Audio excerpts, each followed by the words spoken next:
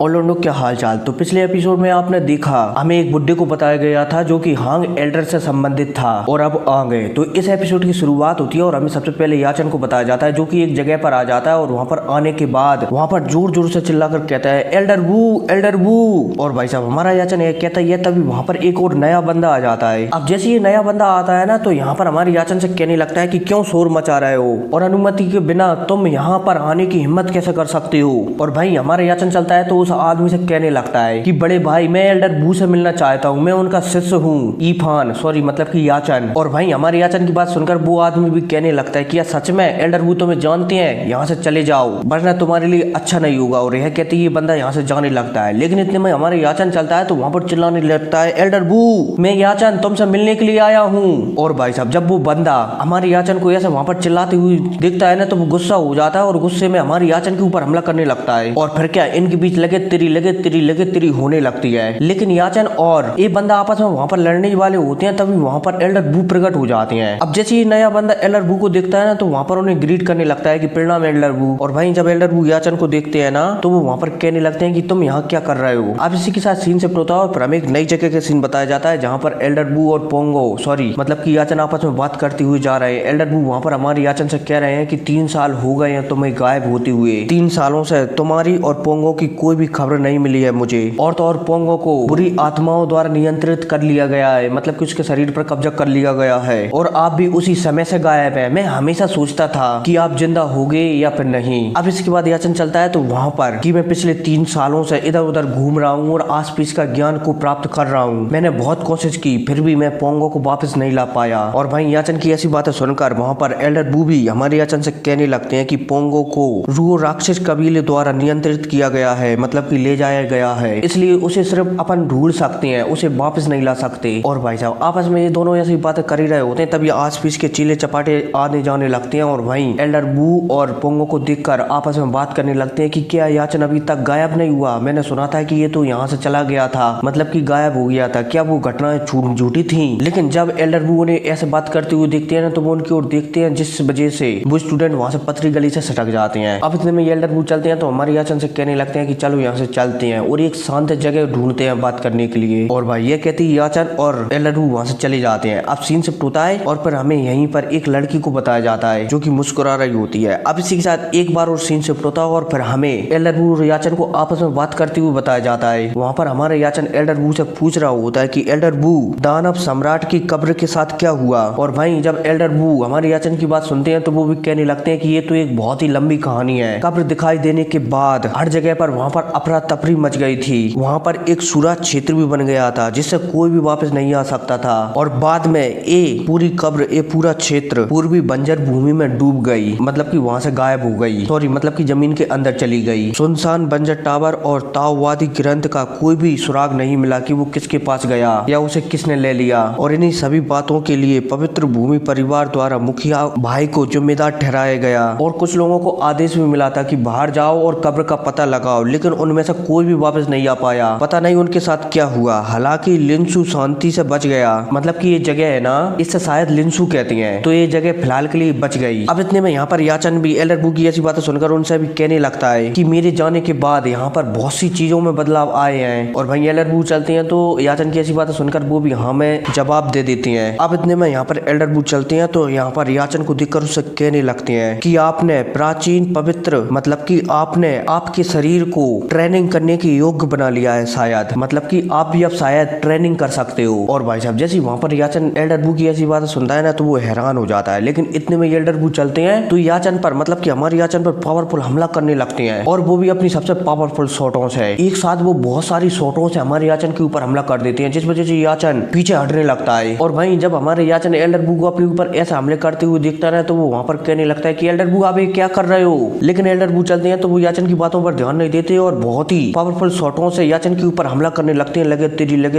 तेरी। और भाई दूसरी साइड याचन भी लगातार पीछे हट रहा होता है। हालांकि याचन को पीछे हटने में बहुत ही ज्यादा परेशानी होती है। लेकिन अब इतने में एल्डर वू चलते हैं तो वहां पर शॉटों की बारिश करवाने लगते हैं मतलब कि तलवारों की बारिश करवाने लगते हैं जिस वजह से याचन को वहां पर और भी ज्यादा परेशानी होने लगती है। लेकिन अब इतने में याचन चलता है तो वहां पर वो भी एक सील बना लेता है और सील बनाने के बाद उन सारी शॉटों को रोकने लगता है। अब इतने में एल्डर वू चलते हैं तो वहां पर हमारे याचन को देखकर कहने लगते हैं कि अभी 3 साल नहीं बीते हैं, चलो देखते हैं कि तुम कितना कुछ सीखे हो। और भाई साहब यह कहते ही एल्डर बू इशारा करते हैं और उनके इशारा पाते ही किसी ट्रेंड की तरह याचन के पीछे लाखों तलवारें लग जाती हैं और वहीं याचन भी उन तलवारों को चकमा देकर इधर उधर भाग रहा होता है। और तो वहीं उन तलवारों के पीछे एल्डर बू भी हमारे याचन के पीछे लगी हुई होती है। अब ऐसे ये थोड़ी देर तक चलता रहता है, हमारा लगातार याचन उन तलवारों से बचता रहता है और भागता रहता है। अब बहुत देर तक ऐसा चलते रहने के बाद याचन परेशान हो जाता है और वहाँ पर एल्डर बू से कहने लगता है कि एल्डर बू अब रुक जाओ। और भाई साहब वहीं एल्डर बू नहीं रुकते और वो चलते हैं तो वहां पर अपना हाथ हिलाते हैं और उनके हाथ हिलाते ही आस-पास बहुत सारी तलवारें इकट्ठा हो जाती हैं और वो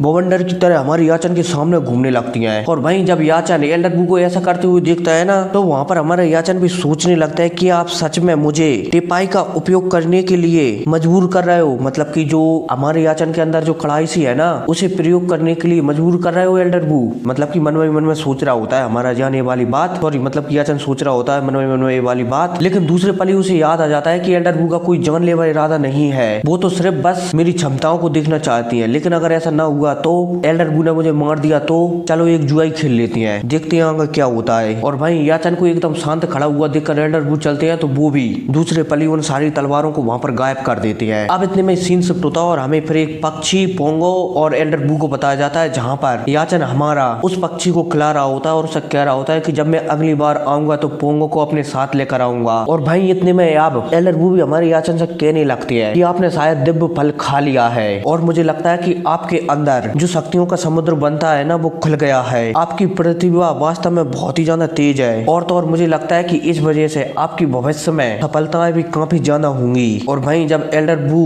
हमारे याचन से यह कहती है ना तो हमारा याचन भी एल्डर बू को धन्यवाद कहने लगता है कि उन्होंने उसे शिक्षा दी। और भाई जब एल्डर बू हमारे याचन को ऐसा करते हुए देखते हैं ना तो वो भी हमारे याचन से कह देती है कि एंशिएंट बॉडी को विकसित करना या ट्रेंड करना इतना आसान नहीं है। अब इतने में यहाँ पर एल्डर बू याचन से कहने लगते हैं कि लिंसू के प्रमुख कर्ता धारता या बोला जाए तो भाई यहाँ पर नहीं है, उनकी जगह एल्डर हांग लिंसू को पूरी तरह से नियंत्रित कर रहे हैं। इस बात को किसी के साथ शेयर मत करना वरना हमारे लिए परेशानी पैदा हो सकती है। और भाई साहब जब हमारे याचन वहाँ पर एल्डर बू की ऐसी बातें सुनता है तो वो भी वहाँ पर कहने लगता है एल्डर हांग। और भाई साहब जैसे ही हमारे याचन यहाँ पर एल्डर हांग का नाम लेता है ना तो वहाँ पर एल्डर बू तुरंत मना कर देते हैं कि उनका नाम मत लो, तुम्हारे लिए बेहतर होगा कि तुम उनके साथ अच्छा व्यवहार करो। और भाई साहब एल्डर बू की है कहती ये एपिसोड खत्म हो जाता है। तो फिर क्या मिलते हैं अगली वीडियो में, टेक केयर बाय। और हाँ कुछ ही समय बाद इसका सेकंड वाला एपिसोड भी आ जाएगा, ठीक है आज ही आज। तो मिलते हैं अगली वीडियो में शाम के टाइम, टेक केयर।